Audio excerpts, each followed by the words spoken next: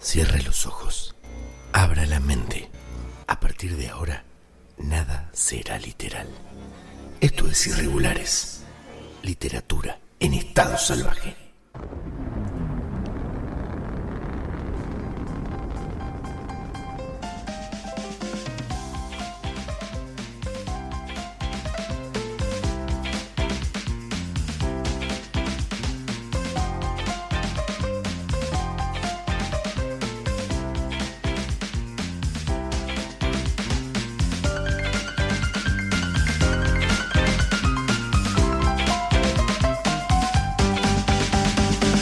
Buenas noches, gente.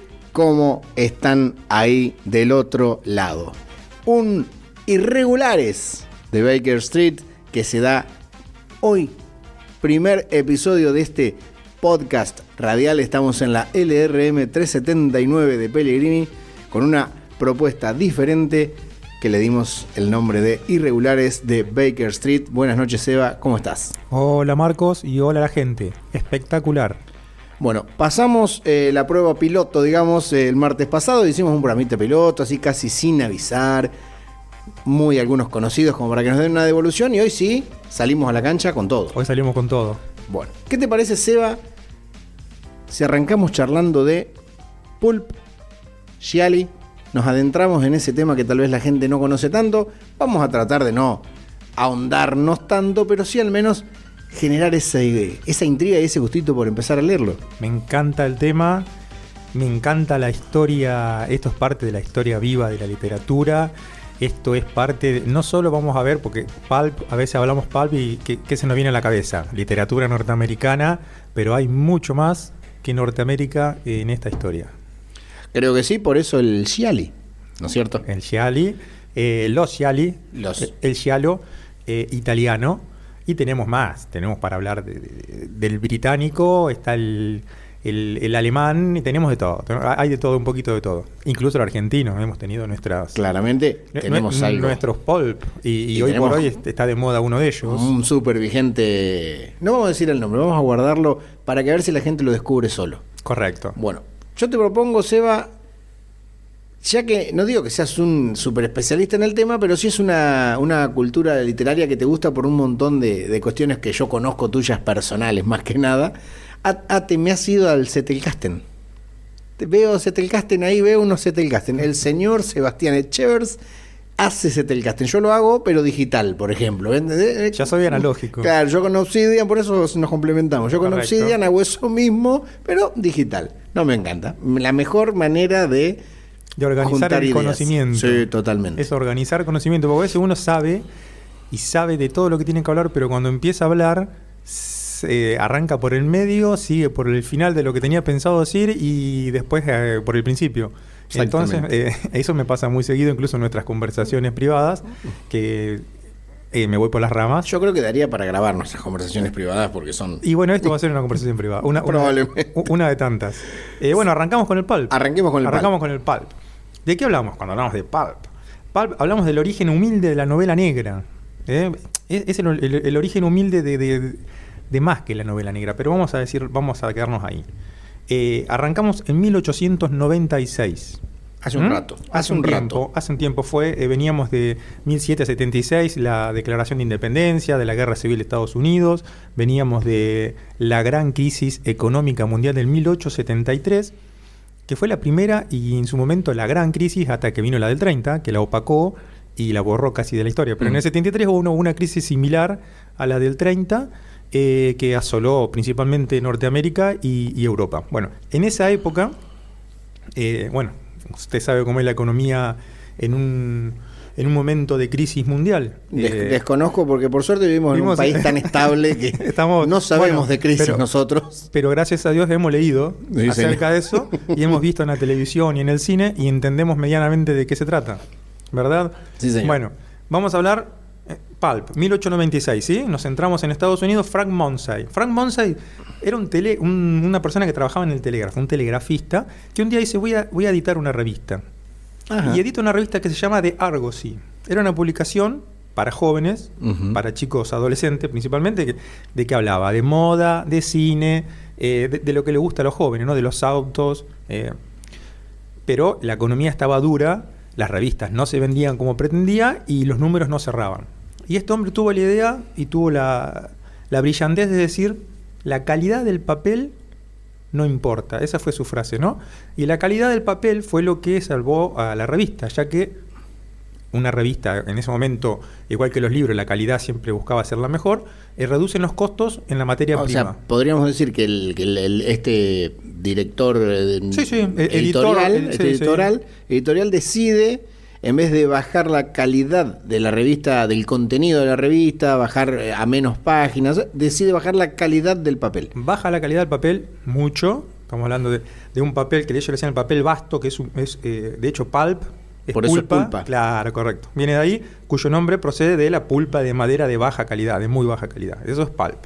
Entonces esta revista de Argosy larga mucho más número de los que hacía antes, pero mucho más barato. Claro, a menor precio. Entonces, a menor precio, mayor cantidad, logran salvar la revista. Podríamos decir que de esa manera también empiezan a llegar, tal vez, porque en algún momento la economía debe haberse recuperado, a otro grupo social que por ahí no estaban llegando previamente con los precios anteriores. No, seguramente, claro. O sea, esto es suposiciones mías. No, pero bueno, aumentar las ventas y aumentar el público. Exactamente. Es llegar a otro público.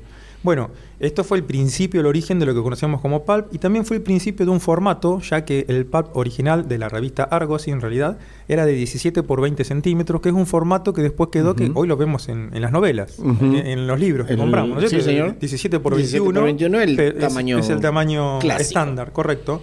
Bueno, nos quedamos en 1896 con la revista de Argosy. Siguió funcionando y luego ya en 1915 aparece una revista que se llama Detective Fiction. No fue la única, pero a nosotros nos compete esa porque habla de detectives. Pero estaba la Western Fiction, había varias de esas, ¿no? En este caso, la editorial Street and Smith larga con el sistema de la revista Argosy su propia revista, que es una revista de policial negro. Podemos decir que es el primer policial negro que sale en una revista pulp. Antes, las pulp primero venían de cine, venían de tecnología, de ciencia, venía mucho de ciencia, de moda, y acá sale con lo que es una literatura que todavía no se conocía, que era el policial. Un policial que ya era negro, pero que venía con un lenguaje propio de las novelas góticas, ¿no es cierto? Al estilo Poe. Todavía estaba en ese es que estaba en el auge todavía, totalmente. Entonces todavía es como que podemos decir que todavía no nació el policial negro verdadero, pero estamos en el medio de el mejor momento del pulp. Ya se entiende lo que es el pulp, es la revista de baja calidad, de papel de baja calidad. Claramente, o sea, se entendió perfecto, se ve eso, quédate tranquilo que se entendió. Cuando vos decís empezó a nacer el policial negro, ¿qué le faltaba en ese momento para todavía no decir que era novela negra? O sea, porque, a ver, los componentes de la novela negra, ahora los vamos a nombrar, pero ¿qué le faltaba en ese momento? En ese momento, bueno, primero, más o menos, ¿no? Lo principal de todo era el tono victoriano. Estamos hablando de que venía de una literatura al estilo, como hablábamos recién, de Poe. Claro. Y de otros grandes escritores del momento. Sí. Faulkner y Hemingway ya estaban en su momento. Faulkner, claro, me gusta. Claro. Me gusta. Y bueno, y falta mucho todavía, no es solamente eso. En ese momento el policial era un policial propio de la clase media y de la clase media alta, de casos de crímenes que ocurrían dentro de mansiones, que ocurrían en barrios cerrados. Y el policial negro lleva eso a la calle, a la ciudad, y nos trae una cara de Norteamérica en este caso que no conocíamos o que no se presentaba al mundo, que es el de la corrupción, que es el del chantaje, que es el del crimen, el crimen organizado, el crimen de la calle. Lo que tanto vemos en Hollywood. Lo que vemos ahora. En ese momento había que animarse a escribir sobre eso. A mostrarlo, digamos. Y ahí es cuando viene la palabra mayor del pulp, que es el título Black Mask. Ajá. Máscara negra. Máscara Negra, te cuento rápidamente para no aburrir. La editora de Máscara Negra tenía una revista que se llamaba The Smart Set. Viste que yo te dije que el pulp eran revistas de ciencia. Sí. Y The Smart Set significa el set inteligente, el equipo inteligente. Pero tampoco daba ganancias. Entonces, ¿qué hacen? Rescatan el método de nuestro amigo Frank Monsa y de la revista Argosy y empiezan a publicar en un formato mucho más económico, pero no esta revista, sino que empiezan a publicar policial negro que le daba ganancias y con esa ganancia podían mantener a los escritores que escribían en la revista. En la revista, claro. De la alta sociedad. Claro. Para no dejarlos sin literatura ellos. Entonces, las clases bajas, que eran los que consumían, sostenían a la literatura de la clase alta. Así es como arrancó literalmente Black Mask. Dato curioso, en 1923 que Hammett publica por primera vez un cuento del agente de la Continental. Todavía no estaba Sam Spade. Es el agente de la Continental, que nunca supimos el nombre, pero no fue el primer detective de la revista Black Mask y tampoco fue el primer detective del género negro, aunque se cree que es así. El primero, muchos ya lo reconocen, fue Carroll John Daly y su detective era Rhys Williams. Pero bueno, tenemos un detective ya del policial negro con un lenguaje todavía apropiado de la literatura victoriana. Claro. Por eso Hammett lo trae al lenguaje coloquial. Sí. Vamos a decirlo así. Un poco entendiendo también de que habría que vender revistas. Había que vender, y bueno, Hammett es reconocido sí como quien trajo las características propias del género. Que las popularizó, pero también las trajo a escena, como pasó, ya hablaremos en algún momento, con Poe, con el detectivesco. Exactamente. No fue el primero, pero fue el que trajo los... Pero sí fue el que como decís vos, lo trajo. Lo popularizó, pero aparte estableció cuál es la matriz dentro de la cual se funciona esa literatura. Eso hizo Hammett, que no fue el primero, pero sí se lo reconoce como el padre fundador del policial negro. Impecable. Todo esto dentro del pulp. Estamos hablando de pulp. Sí, hablamos de muchas cosas, pero en realidad estamos hablando de pulp. Siempre de pulp. Siempre de pulp. Lo que pasa es que en realidad, hablamos de muchas cosas porque pulp es disparador de muchas cosas. Claro, ese es el tema. Totalmente. Disparador en el sentido que un poco se fue el padre de un montón de estas cuestiones que estamos hablando. Claro. Y bueno, creo que vale un poco la pena hablar. Ahora, cuando nosotros decimos Gialli, o sea, es como más de lo mismo, nada más que en otros lugares, o tienen particularidades. No, es así. Te lo digo rápido. Antes de dejar a Black Mask, quiero nombrar a Joseph Shaw, que fue el que realmente le abrió la puerta al policial negro en Black Mask, que es el que convirtió a la revista en lo que realmente es. Cuando llegó este editor, que fue el que trajo a Chandler también. Chandler me suena. Hammett ya estaba. Hammett escribía viste que te decía que escribía con un seudónimo. Sí. Se llamaba Peter Collinson. Esto es algo que yo no sabía hasta que empecé a indagar un poco. Yo pensé que escribía como Hammett. Que creo que es lo lindo de este programa, ¿no? Que nos ha obligado a investigar. Totalmente. Y bueno, y acá, antes de pasar a lo que vos me preguntabas, Joseph Shaw, en 1927, adopta el siguiente subtítulo: He-Man's Magazine. Este subtítulo va a acompañar a la revista durante mucho tiempo. ¿Qué significa He-Man's Magazine? Revista para el hombre. Claro, He-Man, para el hombre. He-Man no suena a He-Man. A nosotros nos suena a He-Man, pero fíjate lo que era la cultura de esa época. Más machista no se conseguía. Totalmente. No se conseguía. A partir de ahí, de los números impresionantes que tuvo Black Mask, surgieron montonazos de competidores. Dime Detective, te nombro lo más famoso: The Phantom Detective, Mystery, The Shadow y Crime Buster. Esos fueron los principales de 250 títulos que había en el momento, para que te des una idea. Y la revista esta, que funcionó de 1920 a 1951, tuvo 340 números y 640 autores. O sea que no tuvo tantos, repitieron mucho los autores en una gran cantidad de números. ¿Sí? Ahora sí, vos me preguntabas del giallo, ¿cómo está relacionado con el pulp? Bueno, cuando hablamos de pulp, ya dijimos, literatura de la clase media y media baja, es una literatura para... que después lo vamos a ver también en el giallo y otros géneros, otras publicaciones, para el tren, para esperar en el tren, para leer en el almuerzo del trabajo. Era una literatura asequible, digamos, y la rápida lectura. La famosa rápida lectura y leer y tirar. Claro, era desechable. Era tan barata que era desechable. ¿Y de dónde viene esta cultura de la literatura desechable? Anterior al pulp, el padre del pulp es el dime novel. Novelas de 10 centavos. Dime son los 10 centavos. Claro, novelas de 10 centavos, correcto, el décimo. Que tuvo su mayor popularidad desde 1880, si bien funcionó hasta 1950, hasta 1920. Vos fijate, 1920 ¿qué pasó? Arranca Black Mask. Destrozó a las dime novel. Claro. Ejemplo de dime novel, me voy del micrófono. Ejemplo de dime novel, para que nos quede claro, las historias bueno, Billy the Kid, pero las historias de Buffalo Bill. Las de Buffalo Bill, famosas, la típica. que se leían por toda Norteamérica, eran unas dime novel. Ajá. ¿Mm? Bueno, rapidito, para que no... Vos andás, si ves que me voy por las ramas me decís, pero no quiero dejar de nombrar. Nombramos algunas cositas. Te dije que también en el Reino Británico había pulp. Pulp. Bien. ¿Cómo se llamaban? Los pennies dreadfuls. Penny, centavos. el centavo. Vos fíjate cómo...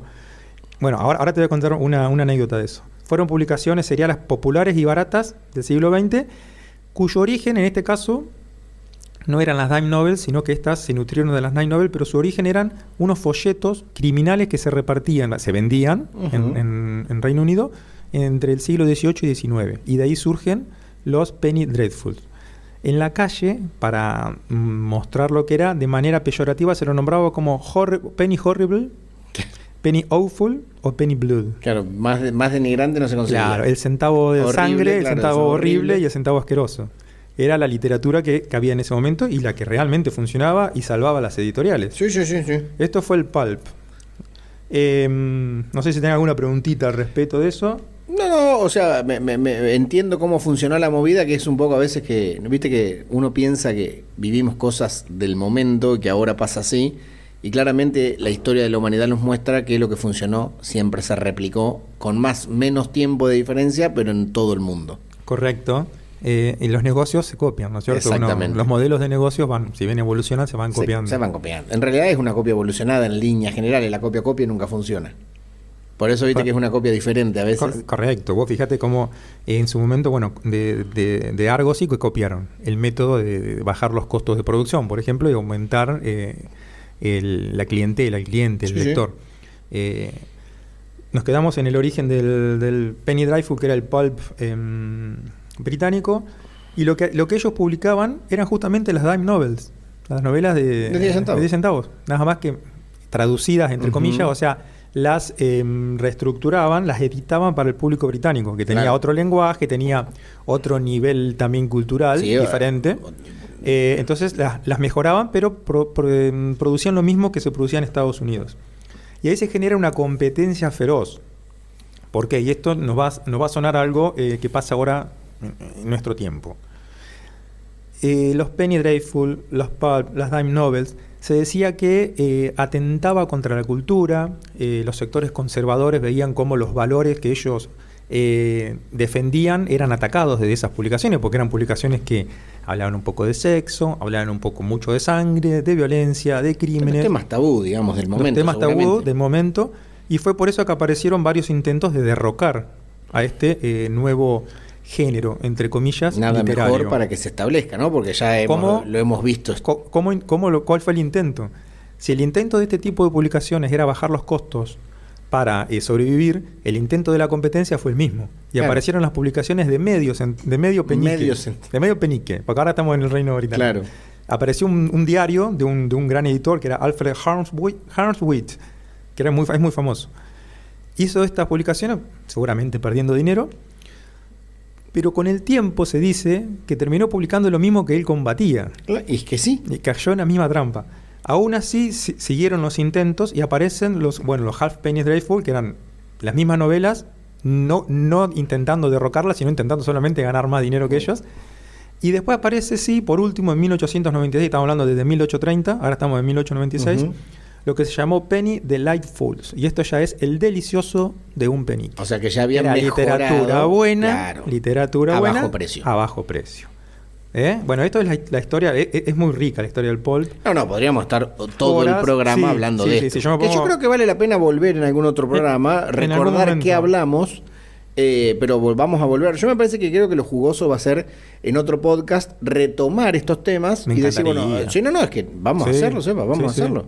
Pero bueno, ya por lo menos tenemos una idea. Una idea bien clara y de nivel mundial. De nivel, universalmente. Exactamente. Podemos decir que esto nos trajo o llevó acá nos ponemos más personales, ¿no? A la novela negra que tanto nos gusta. Tenemos un par de amigos y amigas que comparten nuestro gusto por la novela negra. Totalmente. Mandamos un saludo sin nombrar porque ahorita les da vergüenza. Pero bueno, ya gente que vamos a tener acá sentada en breve haciendo su columna. Estamos recabando amigos de la literatura. Euli, Euli la nombro porque es una amiga de la casa. Cuando hemos participado en alguno de esos eventos que ella hace, que la verdad que siempre son tan... no se te llenan, ¿viste? Son eventos bárbaros. A mí me encanta Euli cómo cuenta, cómo habla, la verdad que te atrapa. Y ella dice, los dos o tres que he podido ir, dice algo siempre que es tan real, que dice, cuando los varones se juntan a jugar al fútbol, se juntan 10 y juegan al fútbol, con las chicas y juegan al vóley, o si se juntan a algo, enseguida se juntan 10 personas y comparten una actividad. El lector es a la inversa, es raro que se junte. El lector es más solo, medio lee para él, cuando lo más rico es...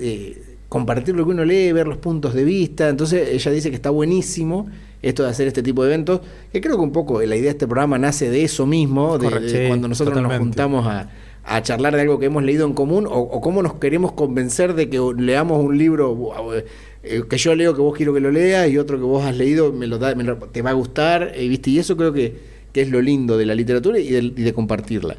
Y es un poco la idea del programa. Es la idea, yo creo que es la base total. Yo creo que sí. Y en base a eso, podríamos decir también que si el Sciali y el Pulp son los padres de la novela negra, trajimos para charlar un libro que nos hemos propuesto leerlo antes de arrancar el programa, que es El sueño eterno de Raymond Chandler. Que habíamos dicho de hablar del autor, pero es tan rica la vida del autor que creo que nos va a quedar para otro podcast. Otro podcast, para mí tenemos que hablar de Raymond Chandler, elegir un par de autores y por ahí comparar... Seguramente. Podemos hacer un pequeño resumen si vos querés, pero... Yo creo que haría un pequeño resumen de Raymond Chandler, pero el que haces vos, el ex bancario, sus problemas que ya lo hemos charlado, pero ese te lo dejo a vos y después nos metemos de lleno en el libro y contamos sin spoiler. Vamos a tratar de no spoilear para que la gente lea, porque es un clasicazo. De qué se trata esto, pero charlate de Raymond Chandler y te lo dejo a vos. Yo de última te voy preguntando. Dale, yo me meto con Raymond Chandler. Nos quedó el diálogo, algún día lo seguimos si querés. Recibimos una consulta de oyentes, ¿sí? Y dice, genial. Me queda la intriga de el pulp en Argentina. Bueno, es que no llegamos porque podemos llegar, podemos hablar. ¿Tenemos 2 minutos? Sí, tiremos eso y después nos metemos. ¿Me concedes 2 minutos? Sí. En 2 minutos le concedo. ¿Puedo hablar del giallo para que entiendan cómo llegamos al giallo desde Italia a Argentina? Vamos. El giallo en italiano es amarillo. No lo quería dejar de lado porque justamente la consigna del vasco era palpi giallo, pero ya le hice un poco larga y no llegaba nunca. Entonces, el giallo es amarillo. El giallo Mondadori Mondadori es la editorial que larga el giallo. El giallo tiene una tapa amarilla, además de ser de pulpa barata. Y a partir de ahí, de esa tapa amarilla, de ese pulp que se popularizó tanto, todo lo que es literatura criminal en Italia se llama giallo. Ajá. Criminal, policial, negro, todo es giallo. El todo D'Artagnan que yo sabía encontrar en la casa de algunos padres nuestros. En Italia sería giallo. Todos es giallo.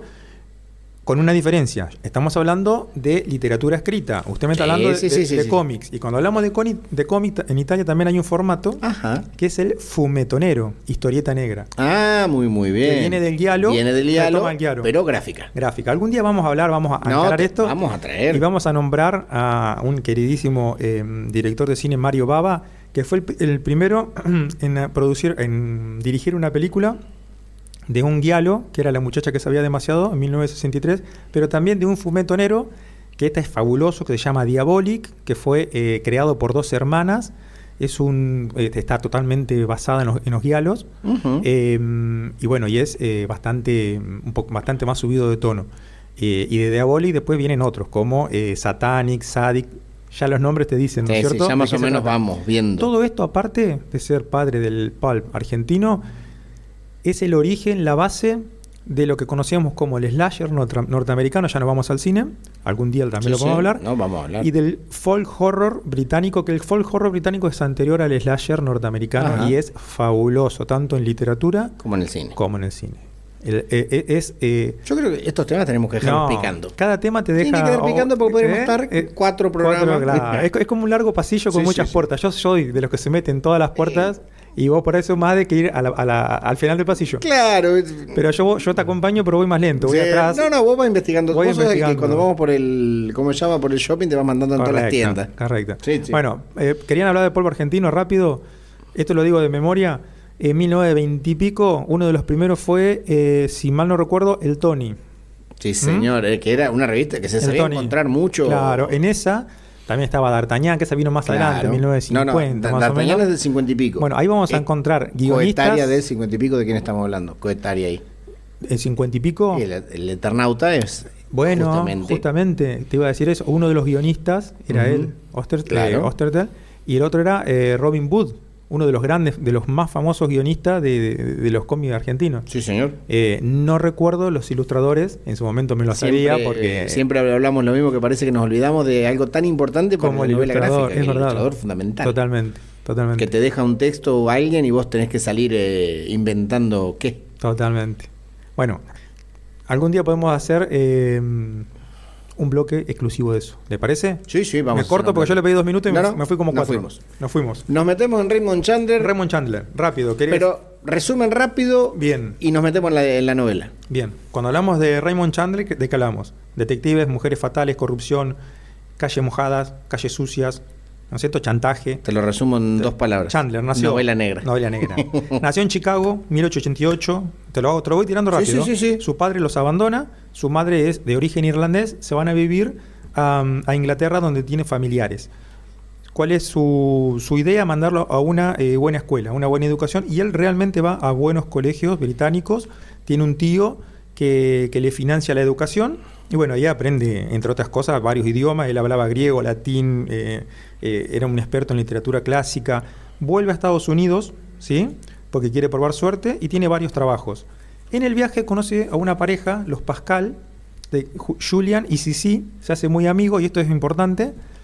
Y ellos son los que le van consiguiendo trabajo en Estados Unidos. Uno de los trabajos que consigue es empleado de banco, y yo lo digo porque yo soy un empleado de banco. Un trabajo que odiaba, ya que él quería ser escritor. Va a la Primera Guerra Mundial en 1918, pero por el lado canadiense, porque en Canadá les daban una pensión, ¿no? A los soldados. Entonces él para poder realmente tenía una economía muy precaria, va por Canadá y sucede que todo su batallón es destrozado por granadas alemanas y es el único sobreviviente. Chandler, tiene una historia riquísima. Sí, por eso decía que para mí da para adentrarnos. Da para un programa entero. Pero bueno, yo estoy siendo muy breve. Más no puedo, ¿eh? No, es que es difícil. Regresa a Norteamérica. Entre que le consiguen trabajo en una petrolera. Pero antes de conseguir el trabajo en la petrolera, que se lo consigue Julian Pascal, su gran amigo, todos piensan que él se va a poner de novio con una de las hijas de Pascal. Y se escribe durante toda la guerra con la madre de estas chicas. Y esperando todos que cuando al regreso una de las chicas se tenía que casar, como era en esa época, la lógica sería emparentarse con él. Pero ¿quién es la que se enamora de él? No es ninguna de las hijas, es la madre de las chicas. La mujer de su amigo. Correcto. Deja a Pascal por Chandler. Y bueno, Pascal, eso es una separación totalmente en esa época y casi impensada si uno se pone a pensar en la época que estamos hablando. Porque una separación en muy buenos términos, incluso Pascal le consigue trabajo en una petrolera. Pero la diferencia de edad entre Sissi y Raymond hace que Raymond entre a ver que sus amigos tienen esposas jóvenes, la de ella está vieja, su esposa tiene casi 60 cuando él tiene 43, y entonces empieza a salir con otras mujeres, empieza a salir de fiesta, y esto hace que, se hace alcohólico y termina perdiendo el trabajo. Y pasaron 20 años desde que volvió a América a hacer la América y está en la calle, sin dinero y con una mujer mayor. Entonces, lo que hace es probar suerte en Black Mask. Manda sus textos a Black Mask. Como todo vuelve. Como todo vuelve, ¿no? Y en ese momento el editor de Black Mask, que ya lo nombramos, dice, ¿este tipo está loco o es un genio? Claro, no había punto medio. Y acababa de descubrir un genio. Eso es breve, muy breve. No, muy breve. Vamos a hacer un gran bloque de Raymond Chandler en algún próximo podcast seguramente. Solo recordar qué es esto, Irregulares, porque si por ahí, esto en modo radio estamos también, esto es Irregulares y esta es la LRM 379, la 100 de Pellegrini. Siempre agradecemos el espacio, lo estamos grabando para que salga también en Spotify y en YouTube, que va a estar saliendo en breves semanas. Nos adentramos en El sueño eterno. Podríamos decir, no la primer novela negra, porque seríamos siendo muy hipócritas, pero podríamos decir que un poco una que marcó un camino diferente, ¿no? Totalmente. Por lo menos a mi entender y por las que he leído, me autorreconozco un poco fanático del género, o sea que tal vez sea de lo que más he leído, y debo reconocer que fue la primera que yo leí. Cuando uno lee algo y ve el año en el que está hecho, yo siempre digo que hay que contextualizar en el momento en el que están escritas las cosas. Y como que cuando leí este libro y el año en el que estaba, digo, pero muy avanzado, o sea, muy escrito de otra manera de lo que yo tal vez había leído de ese momento o esas épocas. Más, no sé si poético sería la palabra, totalmente, pero más poético, vamos a decirlo así. Bueno, una cosa que yo no dije de Chandler es que cuando él comenzó a escribir, escribía poesía. Luego, o sea que no estoy tan loco. No está tan loco. Yo, que soy menos de investigar autores y demás como usted, no se trataban de usted como si no se conocieran. No, bueno. Debo reconocer que no lo investigué tanto, pero por eso se nota una escritura mucho más. Claro, él de la poética. escuela literaria británica, claro, de los grandes referentes de la época de la poesía británica, y tampoco le gustaba, decía, escribir relatos. Él era un hombre de novelas, aunque escribió buenos relatos. De hecho, hoy le voy a nombrar 2 relatos impresionantes. 3 relatos les voy a nombrar, porque hoy estoy generoso. Hoy está generoso. Pero vamos a hablar del sueño eterno. Bueno, vamos del sueño eterno y a la salida vemos los relatos. O sea, me cuentan los relatos que los podemos traer. Sí, los tengo otro acá. Momento. No, pero los podemos leer en algún otro momento. En algún momento. Si no, el programa va a durar 4 horas y media, eran las 3 de la mañana y estábamos acá. Mire, con el café que me tomé puedo soportar hasta las 5 de la mañana. No va a ser la primera vez que nos va a encontrar a las 5 de la mañana hablando. Bueno, sueño eterno. Encaremos personajes. Bien. Para hacer novela negra ya dijimos que... no dijimos, pero tiene que cumplir ciertos... tiene que haber ciertos componentes, por decirlo de alguna manera. Un detective fundamental. La femme fatal, que usted siempre remarca que debe ser rubia, o generalmente es rubia. Un caso... es más, vuelvo atrás. La femme fatal es el problema rubio. Generalmente, ¿no? Bueno, un caso... Y en el medio, mucha turbiedad y suciedad de la sociedad, ¿no? Un poco sonando a juego de palabras. Correcto, eso son más o menos. Eso serían más o menos, sí, tampoco para no ponernos tan técnicos. No, y después una característica fundamental que no es necesaria, porque ya dijimos que se usaba otro tono al principio, es el lenguaje coloquial. Claro. Que acá hay que remarcar, por ejemplo, una diferencia. Hammett usaba el lenguaje coloquial no solo en las conversaciones entre los personajes, no en los diálogos, sino que también en sus descripciones y en contar la historia. Y esa es una gran diferencia que trajo Chandler, ya que él, si bien usaba el lenguaje coloquial de la calle, lo manejaba de una manera estupendo, más allá de que fuera real o no, sino que a partir de esa literatura, de esos diálogos, se funda el cine también con esos diálogos cínicos, directos, misóginos. Pero aparte de eso, cuando él contaba y cuando él cuenta y describe la historia, él utiliza un estilo británico completamente diferente a sus diálogos, completamente diferente, que ahí es donde uno ve cierta poesía, claro, ¿no? En su estilo. Uh-huh. Eso es lo que él trajo de diferente, primero y principal, a la literatura y a la literatura negra. Bien. Y a la literatura norteamericana completa, diría yo. Sí, yo creo que, o por lo menos fue lo que yo me encontré cuando me encontré con este libro.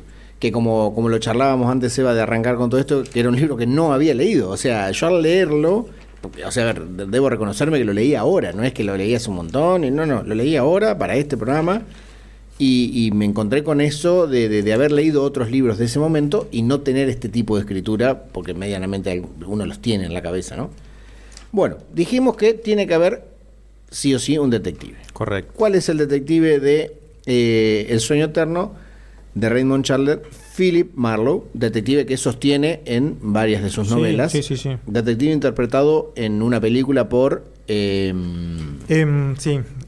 Humphrey Bogart. Sí. Película dirigida por él que nos propusimos mirarla. Posiblemente vamos a comentarla. Yo creo que sí. Bueno, Philip Marlowe, que yo me encontré con un detective, un libro escrito muy en primera persona, casi que uno siente que está dentro del cerebro del detective y ve lo que el detective ve, porque tiene esa manera de describir, me parece... Chandler, ¿no? Yo me encontré con eso, me gustó mucho, es algo que me gusta mucho. Vio que viste que a veces los autores hacen como descripciones mucho más globales de las habitaciones, de los lugares, y él muy de lo que el ojo ve, que sea 100 metros, que sea 50, que no se va más allá. Eso me atrapó, me gustó, me encontré con eso. Bueno, el detective, para no irnos mucho, me encontré con un protagonista duro, solitario, típico de novela negra, ¿no es cierto? Un tipo atractivo, ¿no? O que al menos él se percibe así, muy sarcástico, como debe ser un detective de novela negra, o sea, o suelen ser así, tipos muy duros y sarcásticos a la hora de hablar, pero en este encontré algo que en otros suele ser más zigzagueante, un tipo muy claro su moralidad, digamos, él, una moral muy marcada de esto está bien, ahora eso sí estoy dispuesto a hacer cualquier cosa para sostener ese bien. O sea, si tenemos que golpear gente, se golpea gente. Correcto. Yo encontré eso en el detective. Sí. Yo comparto con vos. Es un detective que, si bien no cree en la justicia como algo abstracto, tiene su código moral y lo respeta a rajatabla. Jamás traicionaría, jamás sería un doble espía, por ejemplo. Él, si trabaja, hizo trato con vos, va a cumplir ese trato con vos. Y, como decías vos, la voz narrativa es fundamental. Creo que viene un poquito de la mano de la voz narrativa que estableció Poe para el detectivesco, en la que nosotros nos poníamos en el lugar del Watson, ¿no? Claro. Con una diferencia. El Watson, al igual que nosotros, ignoraba la gran parte de la historia, ignoraba el pensamiento del detective. Porque no tenía el pensamiento, porque lo veía de afuera. Claro. Pero nosotros ahora estamos en el pensamiento, y esto, bueno, ahora capaz que estamos acostumbrados a este tipo de lecturas, pero estamos hablando de los años 20, de los años 30, del siglo pasado, obviamente. Y eso era muy, muy innovador. Claro, fue disruptivo la narrativa, porque en líneas generales la novela negra habitualmente uno está acostumbrado, la de ese momento estamos hablando, ¿no? Sí. En el que el cuento venía siempre de afuera, como o en tercera persona, o lo contaba el compinche, o lo contaba un narrador per se, o sea, el narrador era un personaje más. O sea, sin serlo, pero siempre contado como de una tercera persona, vamos a decirlo así, subido en una silla. Entonces había una descripción distinta, no estaba el análisis que hacía tal vez el detective. En cambio, acá sí nos encontramos con eso en la literatura, en su pensamiento, en sacar las cuentas, en evaluar las personas en cada encuentro, por ejemplo, qué va pensando él de la persona con la que está interactuando. Sí. Eso me gustó muchísimo. Un gran observador. El personaje de Chandler. Y además hay que tener en cuenta una cosa. Uno, principalmente en esa época, solía confundir la voz del narrador con la voz del autor. ¿No es cierto? Eso sigue pasando por ahí cuando uno no tiene práctica con la lectura, y a veces le trae problemas a los autores. Que intentan ser fiel al personaje y terminan metiéndose en camisa de 11 varas. Y lo que pasó en vos fíjate, un personaje en primera persona que camina por la parte más oscura del mundo, en burdeles, en apuestas ilegales, en peleas ilegales, en crímenes que deja impunes para poder resolver su caso. Prefiere esquivar la justicia. O sea, él usa la justicia, tiene amigos en la justicia, tiene soplones en la justicia, y la usa a su favor, y contado en primera persona. O sea, el autor en ese momento tuvo el coraje de hacerlo, y por eso fue disruptivo. Y yo me imagino lo que habrá pensado al escribirlo, porque en su círculo de amigos, él no tenía justamente Chandler era un escritor que no tenía amigos en el círculo de escritores, como pasaba por ahí con la generación del boom, con la generación perdida de Hemingway, y bueno, Faulkner no formaba parte, pero de ese grupo, de Fitzgerald y todos esos. Bueno, después vamos a contar algo de eso, Marco, porque tiene que ver con Alejandra Pizarnik, que en algún momento lo vamos a nombrar. Y él no tenía ese grupo de amigos con los que se aconsejaban, así que él se tiró a una pileta casi sin agua y la hizo bien. Tuvo, creo yo, entiendo, el coraje que hay que tener para hacer las cosas diferentes. Correcto, sí. Bueno, lo tenemos descrito a Philip. Philip Marlowe, correcto. Vamos a nombrar los 5 personajes clave, convengamos, porque creo que es una novela de pocos personajes, digo yo. O sea, más o menos. Pocos personajes primarios. Los personajes van y vienen, es verdad. Pero ¿por qué? Porque las tramas van y vienen. Exactamente. Esta historia tiene al menos 4 tramas. Ahora vamos a hablar de eso. Mínimamente. Y después te voy a contar por qué, y después te voy a decir por qué traje a colación unos relatos. Los relatos. Que tienen mucho que ver con esa estructura, de la novela.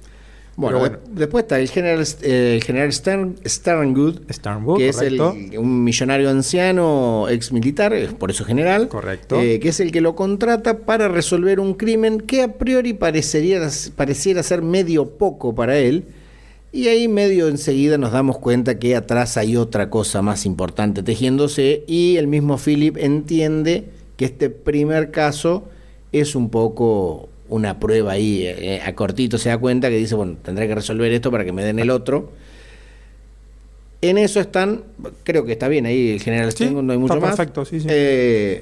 Ambas hijas, Vivian y Carmen, que a vos te gusta describirlas como las típicas niñas ricas, y creo que es la mejor descripción, que un poco actúan una de las dos como, primero parece ser una la femme fatale, pero en realidad termina siendo la otra. Correcto.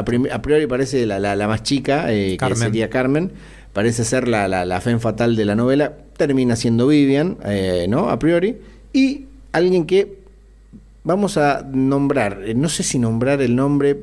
Sí, yo creo que sí. Bueno, Eddie Mars, que sería el marido de Carmen. De Vivian, perdón. Eddie Mars es marido de Mona Mars. Y el marido de Vivian, no importa, porque los nombres tienen tantos nombres. El marido es Rusty Regan, pero Rusty Regan no aparece nunca. Claro, está solo el nombre. Solo el nombre. Pero bueno, Eddie Mars, que sería el gángster. Correcto. Y hasta ahí la dejamos. La dejamos hasta ahí. Igual te digo que esta es una novela que vos podés spoilear porque tiene tantos casos uno atrás del otro que te los va resolviendo en una página y viene el otro. Sí, no tiene mucho suspenso. No. El suspenso no es el que te tiene 4 hojas dando vuelta en un caso. No. Nada, Señor, léala porque te atrapa de una manera que cuando querés acordar se terminó la novela. Totalmente. Después tenemos personajes, por ejemplo, Geiger, que es el... ¿Querés que hablemos de las tramas? Y ahí vamos tirando algún personaje. Dale, esas te las dejo vos. Dale. Perfecto. Tramas tenemos la que vos dijiste, primero y principal, que es el caso de chantaje a Carmen Sternwood, la hija del general. Que sería el caso que inicia todo, que él dice, medio como que dice, me contratan para esta pavada que es ir a pegarle un palo a uno y... Pero... en el medio... hay pasta también. Claro. Hay pasta, que es el dinero. Exactamente. Y estaba en una situación... Los detectives del hard boiled generalmente están en bancarrota. Todos. Generalmente. Sí, en líneas generales están... En líneas generales. Mal. Y bueno, acepta el trabajo. Carmen es víctima de un chantaje por fotos comprometedoras. Sí, ese es el caso que tiene que resolver. Y en ese caso aparece Geiger, que es el personaje que nombrábamos, que es un pornógrafo y es un chantajista. Para que vean la clase de gente. De profesión. Claro, sí. Él tiene una tienda de libros antiguos, que es una fachada. Y bueno, muy pronto, Marlowe descubre la fachada y lo empieza a seguir. Y hay un giro. Yo no sé si lo digo o no lo digo. Para no spoiler. El giro tampoco va... Porque en la segunda página ya se muere Geiger. Sí. Encuentran muerto a Geiger y a Carmen. Hasta ahí spoileamos. Después después no spoilemos más nada. Aparece Geiger muerto, Carmen drogada y desnuda en un sillón. Sí, señor. Y una cámara. Y hasta ahí. Y ahí arranca todos los otros casos. Porque ahí se desmadra, como dicen los mexicanos, todos. Aparece el caso de la desaparición de Rusty Regan, que en realidad ya había aparecido. Tampoco es un spoiler porque el general se lo comenta. Dice, mi yerno desapareció, yo lo quiero mucho, es una buena persona. No era tan buena persona porque era un contrabandista. Pero era bueno con mi hija y los trae. Entonces él dice, lo voy a buscar para hacerle un favor al viejo. Él se encariña con el viejo. Sí. Él en algún punto se encariña con el viejo. Bueno, después tenemos las tramas de qué pasó con Geiger. Es decir, quién lo mató, por qué se murió, quién lo quería muerto. Y después aparecen los chantajes del personaje que nombró Marcos, ¿sí? Eddie Mars. Sí, señor. Y por último, que no deja de ser una subtrama y que une todas las otras subtramas, es la ética de Marlowe. Marlowe siempre tiene la tentación de, o sea, está a punto de caer, o sea, no está a punto de caer en la tentación, sino que es invitado constantemente a salir de su ética, y él no cae nunca. Porque es un mundo, como ya hablamos, Totalmente, muy turbio, donde muy turbio. está manejado por la suciedad de la sociedad de ese momento, claramente. Y donde sus personajes acostumbran por dinero se hace Cualquier todo. cosa. Cualquier cosa. Bueno, hasta ahí. Hasta ahí contamos. Yo me traje me armé un pequeño resumen que sí lo escribí porque no quería decir cualquier cosa. Dije yo, ¿por qué leerlo? ¿No? Porque digo, ¿por qué leerlo? ¿Por qué se lo recomendaría a alguien? Entonces digo, primero porque es uno de los pilares del género negro, el cual vale la pena leer. Porque Chandler escribe con una mezcla de dureza y literismo o literalismo que no se enseña, sino que literalmente uno como que lo va respirando a medida que lee. Porque Marlowe es el tipo de personaje que te gustaría tener como amigo, pero nunca como enemigo.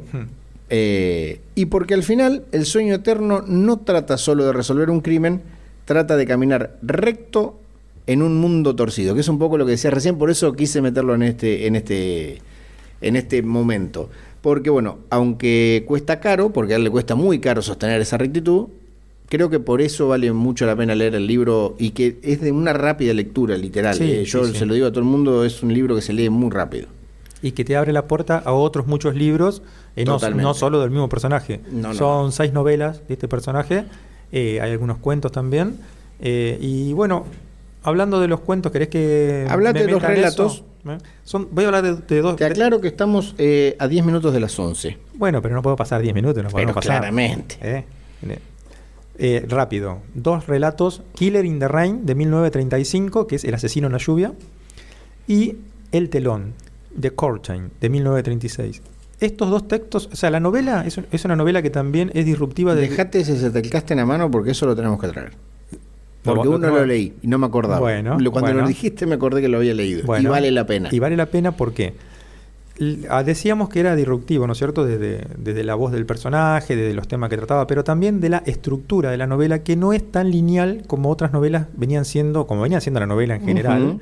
No es para nada el hecho de que página tras página un caso quede en el aire y arranque con otro, y que eso se debe principalmente a que Chandler, y esto quiso ocultarlo en algún momento, canibalizaba, y eso es un término de él, sus propios relatos. Es decir, sus cuentos, cuando se quedaba sin trama, porque a él no le importaba mucho la trama, le importaba el detective, le importaba el personaje, y contar la historia del contexto del personaje. Claro, era un poco un fanático de como mostrar esa sociedad que tal vez no se mostraba tanto. Correcto. Sí. Entonces como que la trama, por eso los casos se resuelven rápido. Yo lo entiendo así. Una anécdota. ¿Le cuento una anécdota? Cuando se hizo la película El sueño eterno, yo el otro día dije que me parecía que había trabajado en el guión, pero él no trabajó en ese guión, él trabajó en Adalia Azul y en otros guiones. El que escribió el guión fue William Faulkner. Ajá, el gran William Faulkner, un detalle interesantísimo. Y bueno, Humphrey Bogart protagonizó el papel de Philip Marlowe. El director en un momento lo llama a Chandler y le dice: Raymond, ¿quién mató al chofer? ¿Se acuerda del chofer que aparece muerto en el auto en un lago? Y Chandler, ¿qué le dice? Y no tengo ni idea. No tengo la más mínima idea. Muy Chandler. Claro, porque a él no le importaba. Es que eso. no le importaba. A él le importaba contar otras cosas, y lo hizo de una manera impecable. Fue el primero, y quizás el último verdadero que pueda hacer eso, porque la verdad que no me he encontrado con una literatura muy parecida a la No, a mí por eso me deslumbró el libro, realmente me sorprendió para bienes. Otra cosa que como que yo siempre digo que hay que quedarse con las frases que dicen otros que están buenas y que a uno le significan mucho, pero nunca tomarlas como propias. Euli siempre dice, las dos, volvemos a lo mismo, estas 2 o 3 veces que he podido compartir eventos de ella, que siempre hay que volver a un libro, porque aunque el libro siempre es el mismo, uno no. Correcto. Y este libro es de esos que me van a dar, yo sé que dentro de 10 años lo voy a leer de vuelta, porque lo voy a ver diferente, seguramente.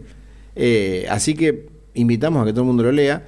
Totalmente. Vamos a contar que el próximo libro que vamos a destripar de acá a un tiempo va a ser Mundo Feliz, de Aldous Huxley. Así que, si usted, señor, señora, niño, niña, joven, adulto, está con ganas de encarar un libro, léalo.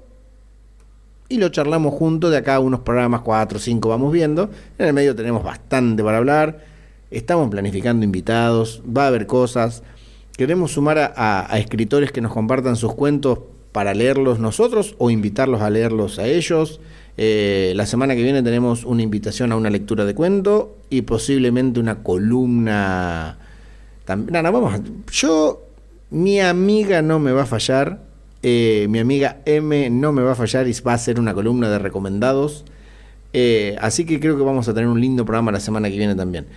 Seba, ¿qué te parece si compartimos un temita? Me parece perfecto. Tiramos una editorial y cerramos Irregulares, este primer capítulo de Irregulares. ¿Te va? Me va. Bueno, el libro.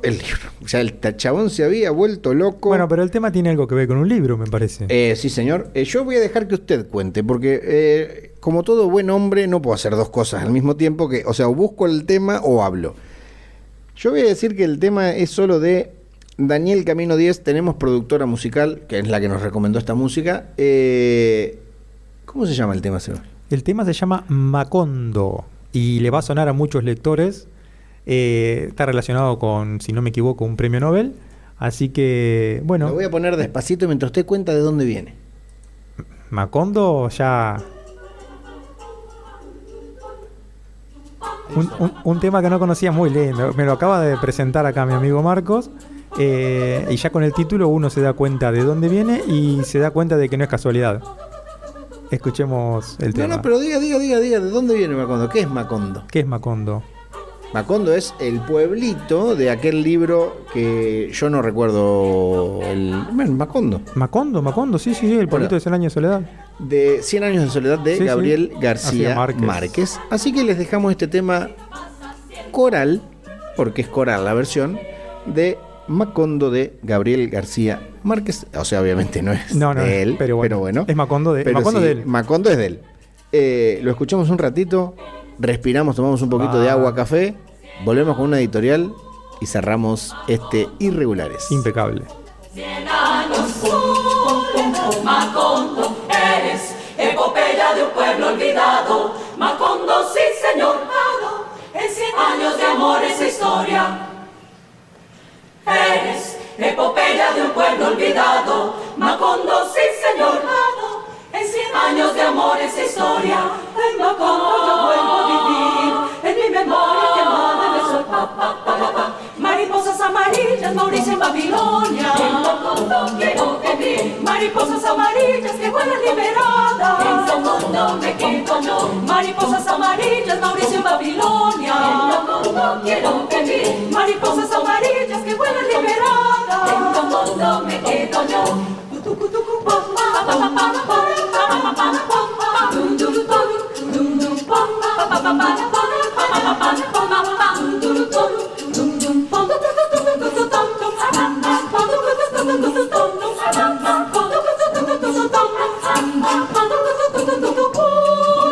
Cien años Macondo, 100 años Macondo, eres epopeya de un pueblo olvidado. Macondo, sí señor, en 100 años de amor esa historia. Eres epopeya de un pueblo olvidado. Macondo, sí señor, en 100 años de amor esa historia. En Macondo yo vuelvo a vivir, en mi memoria quemada en el sol. Mariposas amarillas, Mauricio Babilonia. En Macondo quiero vivir. Mariposas amarillas que vuelan liberadas. En Macondo me quedo yo. Mariposas amarillas, Mauricio Babilonia. En Macondo quiero vivir. Mariposas amarillas que vuelan liberadas. 100 años de Macondo. Bueno, y así pasaba Macondo de Daniel Camino 10. Tema de El Pueblo de Gabriel García Márquez. Bueno, nosotros tenemos que esto tiene una breve cortina musical que la vamos a poner un cachito porque a mí me gusta y como a mí me gusta, la vamos a poner. Mírala. Hollywood, no es Hollywood. Nos están reclamando las frases, señora, señorita, no van a estar las frases, los pedazos de libro que habíamos seleccionado, porque si no vamos a estar hasta las 3 de la mañana acá y nos encantaría igual, pero vamos a aburrir a todo el mundo. Lo que sí vamos a hacer es leer. Vamos a presentar primeramente, esto va con cortina, vamos a presentar primeramente al Perro Gutiérrez. Seba, hablanos de el Perro Gutiérrez, personaje que nos va a acompañar al menos durante un tiempo. Esperemos que sí. Yo creo que sí. Vamos a ver qué dice la gente. Vamos a ver qué dice la gente, si les gusta. Si les gusta el programa y les gusta el Perro Gutiérrez, va a quedarse un tiempo. ¿Quién es el Perro Gutiérrez? Perro Gutiérrez es, digamos que, un hijo adoptivo de Philip Marlowe, un pariente lejano de Sam Spade, el hermano menor de la gente de la Continental. Es nuestro detective. El Perro Gutiérrez es el detective literario. Es aquel que va a indagar en las cuestiones extrañas, en extrañezas de la literatura, en anécdotas y en misterios de la literatura. Tuvimos en conjunto la idea, y digo en conjunto porque la verdad que fue una idea que fue creciendo. Yo creo que nunca le dimos la validez a cómo creció la idea. Creo que vas a compartir, porque arrancó de una manera, después se fue a otro lado. Pero un poco la idea es esta que dice Seba. La literatura, por suerte, está cargada de anécdotas y en el medio mitos, porque yo considero que las anécdotas, a medida que pasa el tiempo, se empiezan a convertir un poco en mitos, porque a medida que pasa el tiempo se aleja la anécdota, se va alejando, y al estar cada vez más lejos, se convierte cada vez más en mito o sea, porque se pierde el detalle de lo que pasó en realidad, porque la anécdota es anécdota mientras hubo alguien que la vivió, alguien que lo escuchó de primera persona, ya después empiezan me dijeron que la vio y ahí se pierde todo. Y se agregan cosas. Claro, y empiezan pero la vi. ¿Pero la viste? Bueno, no, me dijeron que la vi. Bueno, ya no viste nada. Entonces, eso sabemos cómo funciona el mundo, porque eso sí que no es nuevo. Y yo lo que estaría queriendo es que esto se repita, y no se va a repetir porque me va a volver loco, así que lo vamos a dejar hasta que suene, y cuando deje de sonar, que deje de sonar. En eso vamos a leer un cuento que voy a decir que me pertenece, aunque la verdad que me cuesta reconocer esas cuestiones. Digamos que es la primera historia pública del Perro Gutiérrez. La primera historia pública del Perro Gutiérrez, lo primero que me animo a leer de lo que escribo, culpa o gracias a vos. Así que veremos. Lo vamos a leer y después contamos de dónde viene la anécdota. Vale, ¿Te parece? Vale, me parece perfecto. Vamos a reiniciar el tema, ¿eh? Vamos a reiniciar el tema porque vale la pena. En una noche de julio del 65, cerca de las 20:30, estaba por cerrar la oficina. Había sido un día de esos extrañamente tranquilos. En ese momento una mujer entra en mi oficina. Veo una joven sencilla, pero sin embargo le brotaba sapiencia. Buenas noches. ¿Es usted el Perro Gutiérrez, el detective? ¿Me han indicado bien? Sinceramente me fue muy difícil llegar. Este lugar parece olvidado por el gobierno. Es una boca de lobos, dijo apresuradamente, con temor en la voz. Sí, señorita, es la oficina que puedo pagar por el momento. Y sí, ese mismo soy yo. Usted dirá cómo puedo ayudarla, pero antes, usted sabe quién soy. ¿Podría yo tener el mismo privilegio?, le dije. Disculpe, mi nombre es Alejandra y me urge su ayuda. Necesito encontrar algo de sumo valor y el tiempo es oro. Bien, necesito la mayor cantidad de detalles sobre lo que debo encontrar, y si me da contexto, mejor podré trabajar. Desde ya le adelanto que cobro 25.000 pesos la hora, la mitad antes de comenzar el trabajo. No me sobra la plata, pero me han dicho que usted es el mejor, y comenzaré por el principio. Estaba en París hacía 2 años ya, era 1962. Se dice que es como Londres, pero con mejor publicidad. Llovía todo el tiempo, la verdad. Soy escritora y había decidido viajar en búsqueda de discusión política y literaria. Sin embargo, al llegar, encontré bares repletos de añejos oficinistas ocultos entre neblinas de nicotina. Me sumió en la amargura y llegó la depresión. Mi amigo Julio, que vivía en la ciudad, me brindó hospedaje. Yo me encontraba escasa de dinero. Si bien no soy pobre, como usted sabrá, es casi imposible vivir del arte. Pasé unos días con él hasta que decido volver a Argentina. Pero antes de irme, Julio me dice: ¿sabes que no me gusta la máquina? Llévate este manuscrito, léelo, decime qué te parece y transcribímelo. Lo hizo solo para poner algo de plata en mi bolsillo, lo sé. En el viaje leo el manuscrito y juro que me encontré en él. Sentía que Horacio, el protagonista, me escribía, me seducía. Y no me sentí honrada. No me gustó la manera en la que me escribió Julio. Al llegar a mi casa tiré el manuscrito sobre la mesa estallada por la bronca. ¿Cómo me había hecho esto a mí, que soy su amiga, su confidente? De esto ha pasado un tiempo ya. Estoy evitando las llamadas de Julio hace más de un mes. ¿Quiere la transcripción o el manuscrito? Y ninguno de los dos existe. Noto la angustia en Alejandra, la desesperación. ¿Su casa es frecuentada por muchas personas? ¿Le ha mostrado el manuscrito a alguien?, le pregunto. No, en mi casa solo estoy yo y no recibo casi visitas. También juro que ese manuscrito no ha visto la luz, ni siquiera la del pasillo.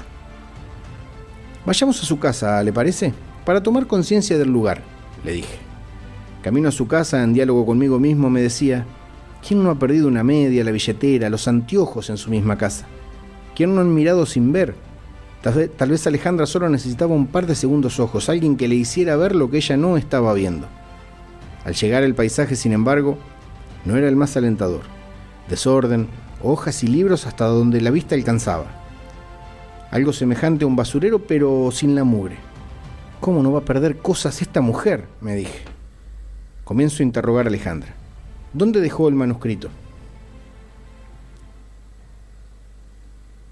¿Cuándo exactamente fue eso? ¿Quién fue la última persona en visitarla? La percibo nerviosa, temblorosa. Tal vez es verdad que no le gustaba traer gente a su casa, no es para menos. Sus gestos estaban transformados, incomodidad, no cruza la mirada, mira el suelo, la ventana, el techo. Mientras Alejandra empieza a responder, yo sigo recorriendo el departamento y en un rincón, una mesa rectangular de pino llama mi atención. En el centro, una Remington Streamliner 2, como en un valle rodeada por montañas de libros y manuscritos. En ella, una hoja. Me acerco, la miro. Alejandra, ¿podría venir?, interrumpo sus respuestas. Alejandra llega, abre sus grandes ojos marrones, en claro sentido de incredulidad. Le juro que eso no estaba ahí cuando me fui, dice ella. En el centro de la hoja se lee: Rayuela, de Julio Cortázar.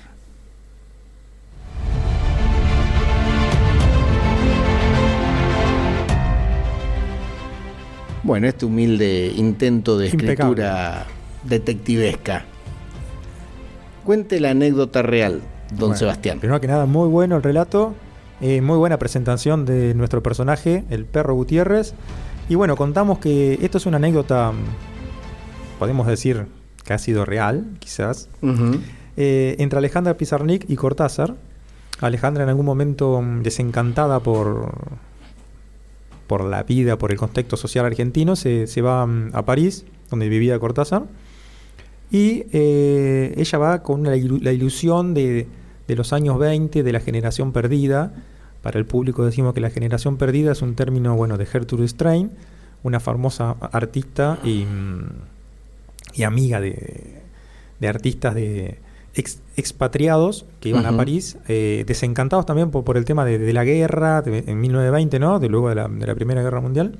Muchos de ellos que formaron parte de la guerra, y ella los recibía en su casa.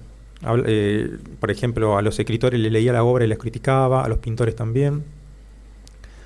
Y estos artistas se juntaban en los bares, pasaban días en los bares discutiendo y hablando de arte, de literatura. Ella quería eso.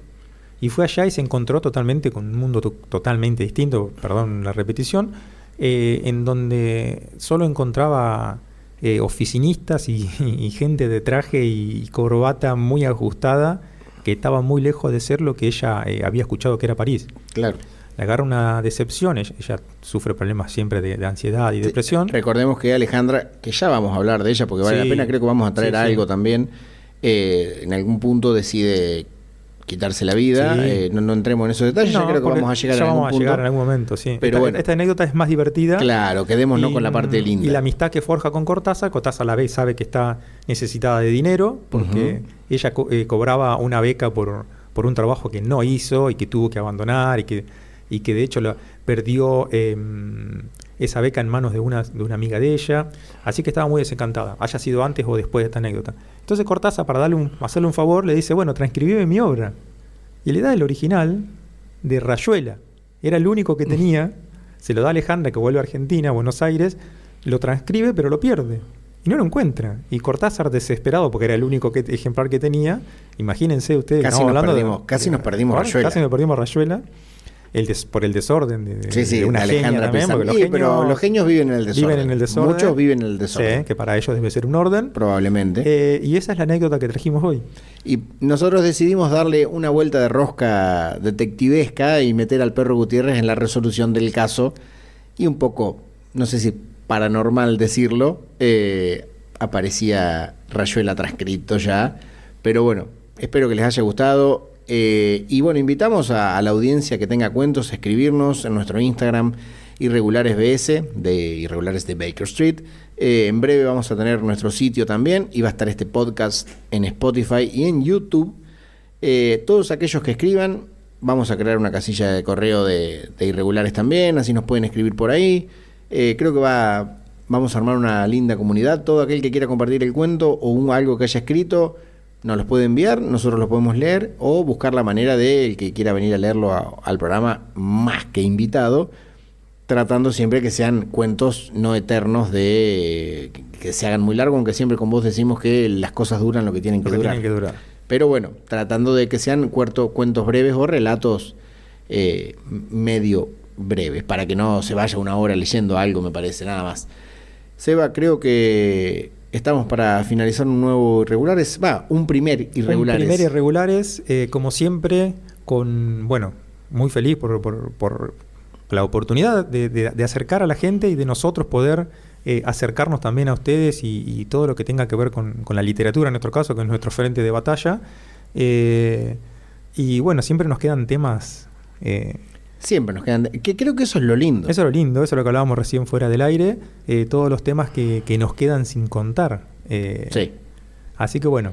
Bueno, vamos a dar por finalizados este Irregulares de Baker Street. Nos escuchamos el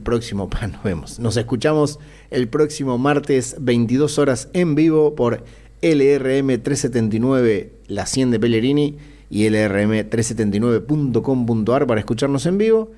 Y el viernes o sábado, el fin de semana, este primer episodio de podcast estará al aire en Spotify y YouTube.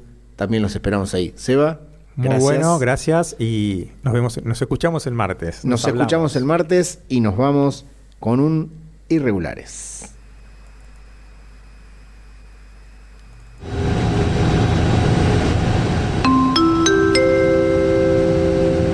Voces, historias, un rincón para la imaginación. Esperamos que su viaje haya sido placentero. Esto fue Irregulares y volveremos para seguir desordenando el mundo, una palabra a la vez.